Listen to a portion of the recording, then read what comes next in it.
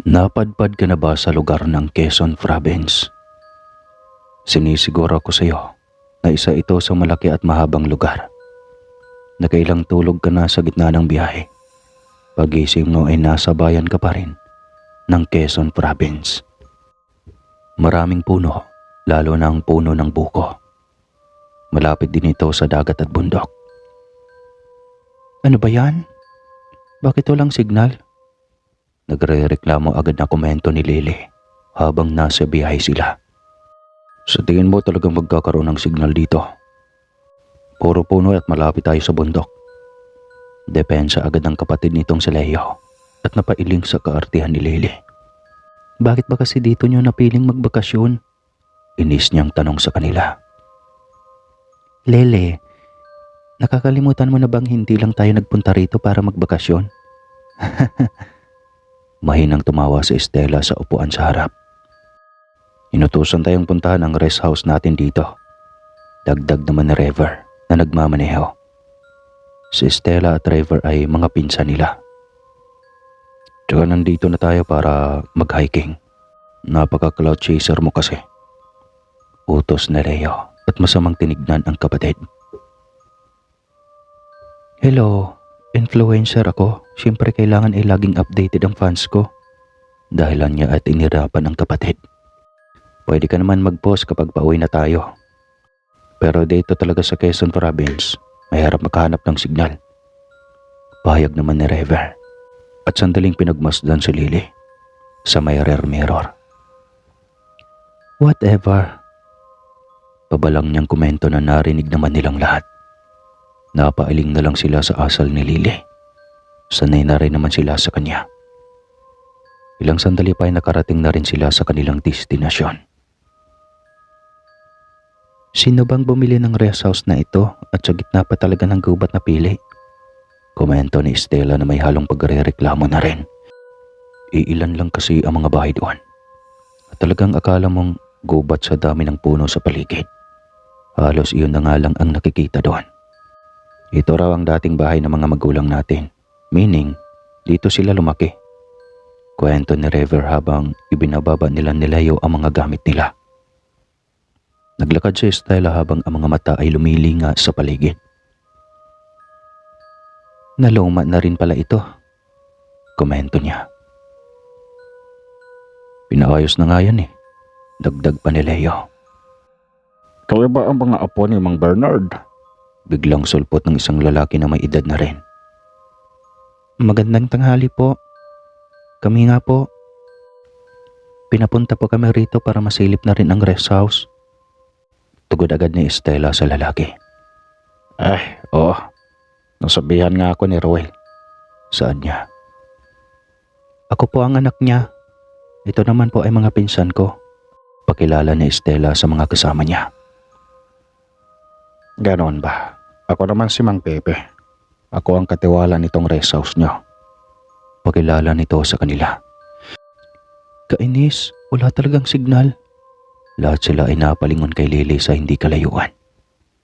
Nakataas ang cellphone nito at pilit na naghahanap ng signal. Nagkatinginan agad silang tatlo habang si Leo ay lalong nainis sa asal ng kapatid. Nako iha, wala talagang signal sa lugar na ito. Mahinang tumawa si Mang Pepe. Nako, pagpasensyahan niyo na po yan. Hindi kasi yan nabubuhay ng walang social media. Saad agad na Estela. Kanino ba siyang anak? Tanong nito. Anak po kami ni David. Tugon ni Leo kay Mang Pepe. Si David. Saad nito at naalala ang kanilang ama. Bukas na po ba ang rest house? Ipapasok po namin ang mga gamit. Ani naman na Trevor nang maibaba na ang lahat ng dala nilang gamit. Oo naman. Halika, tutulungan ko na kayo riyan. Ani nito at tinulungan sila sa pagpapasok ng mga gamit nilang dala. Hoy Lily, tumulong ka nga rito. Buhatin mo ang mga gamit mo. Galit na utos ni Leo sa kapatid na masama lang siyang tinignan bago sumunod sa kanila sa loob. Naipagawa na ito noon. Pero ngayon ay medyo naluma na. Ang sabi naman ni Roel ay ipaparenovate daw nila ito ulit. Pahayag ni Mang Pepe nang makapasok na sila sa rest house. May 4 na kwarto rito.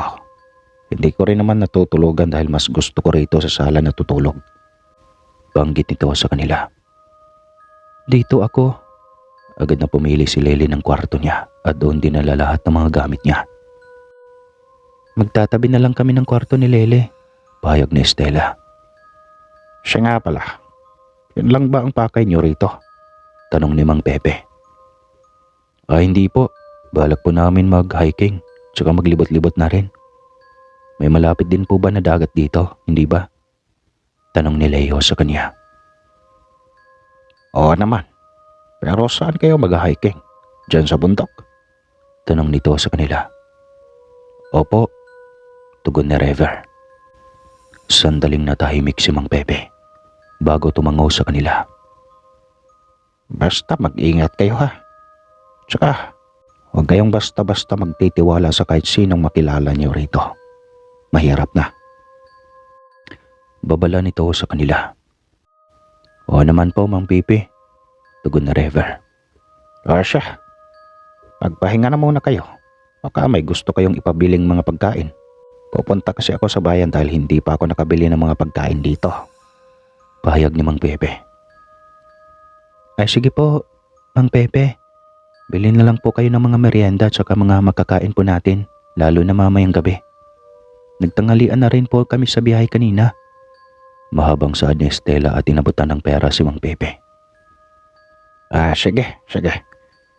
Magpahinga kayo at ako na ang bahala sa pagluluto. Sagot nito sa kanila.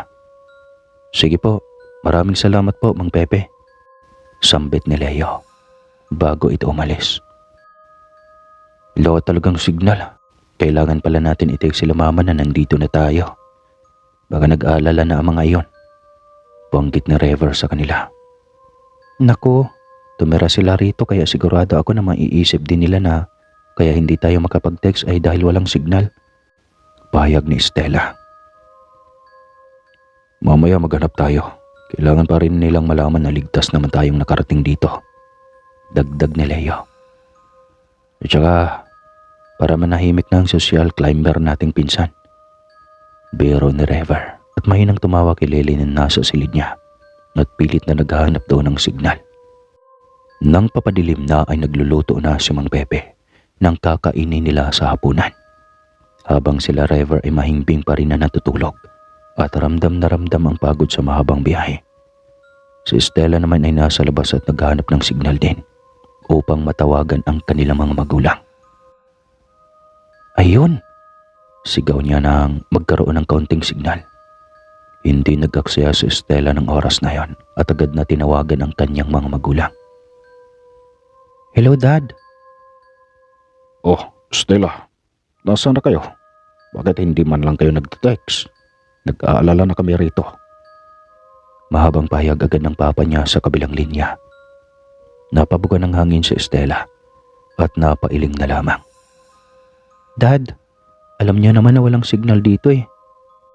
Si Lily nga ay kanina pa imbiyernang imbierna. Naswerte lang ako at nakahanap ako ng kaunting signal para makatawag. Paliwanag niya rito. Siya, sige. Mag-ingat kayo riyan ha. Tandaan niyo, 3 araw lang kayo riyan. Susunduin namin kayo riyan kapag sa loob ng 3 araw hindi kayo makakauwi. Bili nito sa kanya. Nasaan nga pala ang mga pinsan mo? Dagdag nitong tanong. Nako, tulog pa sila. Kakagising ko lang din po. Tugon niya rito. Sige na. Ibababa ko na ang tawag mo. Huwag niyong pasakitin ang ulo ni Mang Pepe yan ha. Huling bili ng papa niya sa kanya.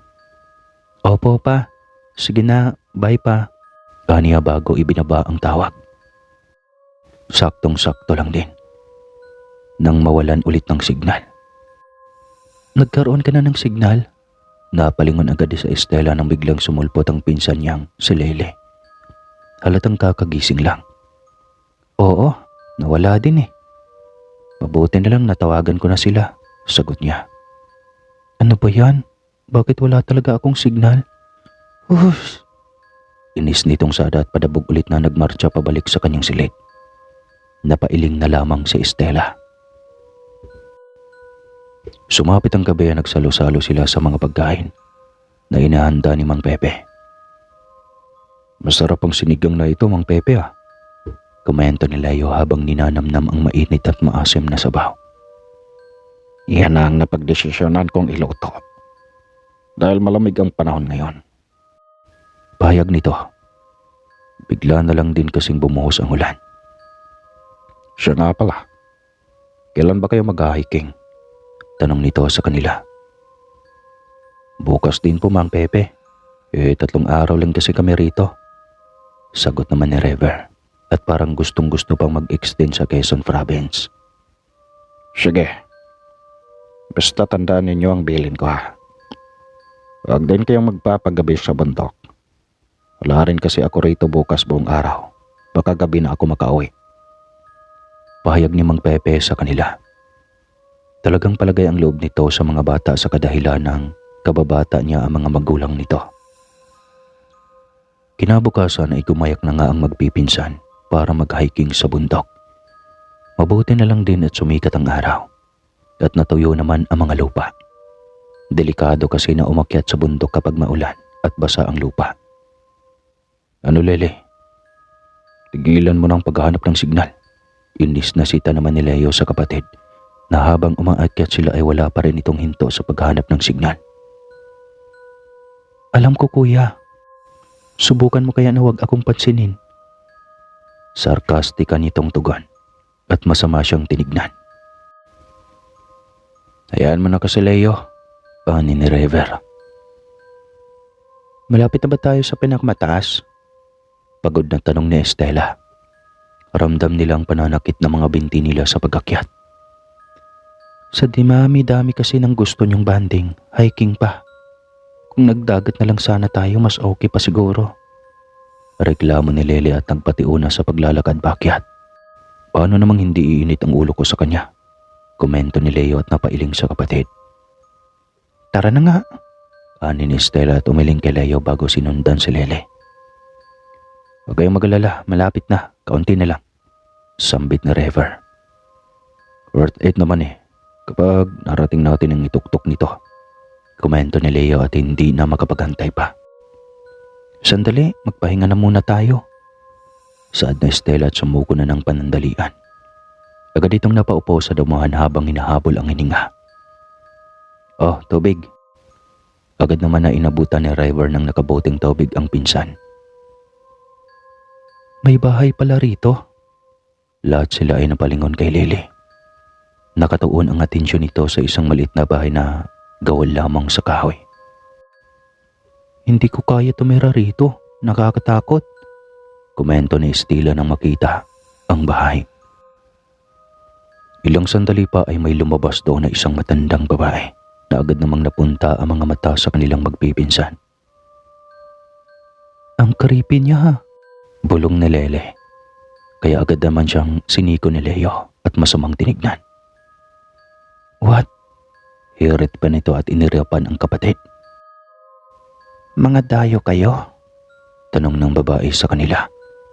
Nagkatinginan sila at hindi alam ang isasagot. Upo.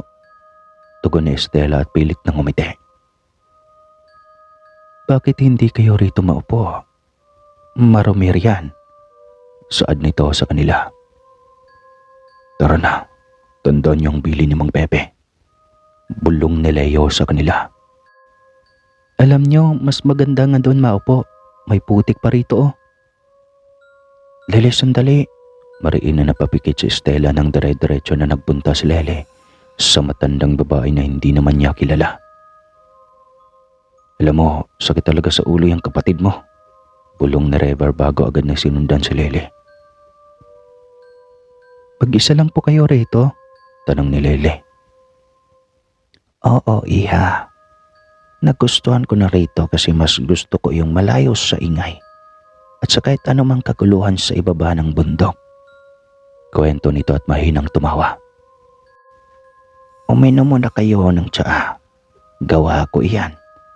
Anin dito at ibinaba ang mga tasa sa maliit na mesa na gawa sa kahoy. Salamat po pero ayos na po kami sa tubig. Wika ni Rever sa matanda. Tikman ko. Lele, agad na tawag ni Leo.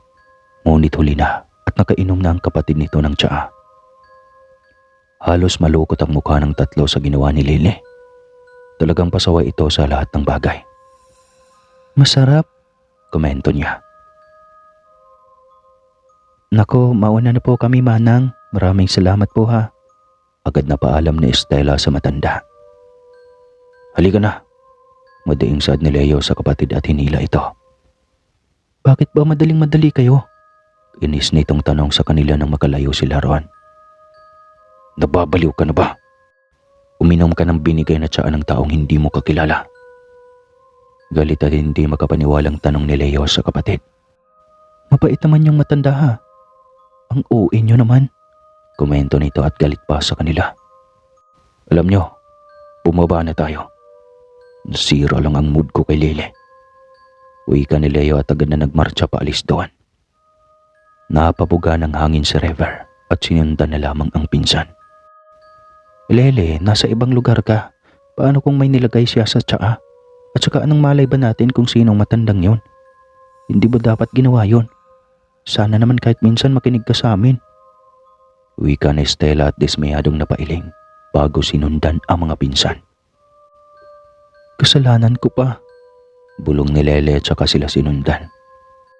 Hapon na rin nang nakababa sila ng bundok at bumalik sa rest house ng kanilang pamilya.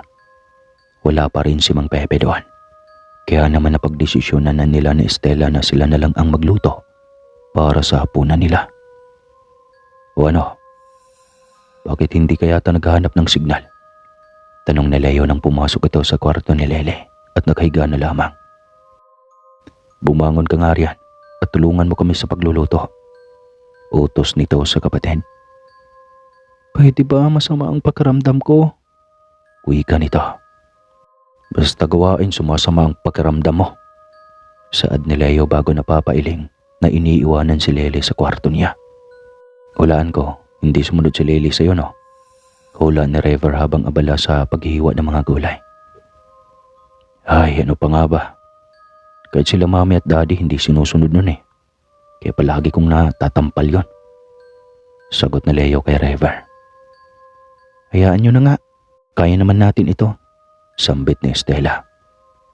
Palagi kasing kinukonsinti nitong si Estela eh. Saad ni Leo. May magagawa pa ba tayo? Matigas talagang ulo niyang si Lele.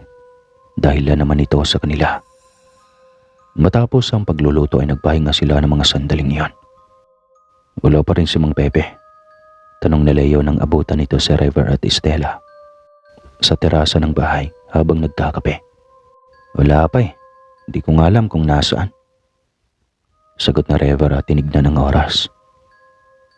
Nasaan si Lele? Hindi niya yata lumabas sa kwarto. Biglang wika ni Estela. Nako, hayaan mo siya. Sagot naman ni Leo. Kuya! Lele! Lahat sila ay mabilis na napatakbo sa silid ni Lele nang malakas itong sumigaw at nakakarinig ng pagsusuka nito mula sa loob. Pagbukas nila ng pinto ay bumungad sa kanila si Lele na walang hinto sa pagsusuka. Ang malala pa roon ay may kasamang uod ang isinusuka nito. Agad na nanghina ang sikmura ni Rever at halos masuka na rin. Lele, anong nangyayari? Nag-aalalang tanong ni Estela.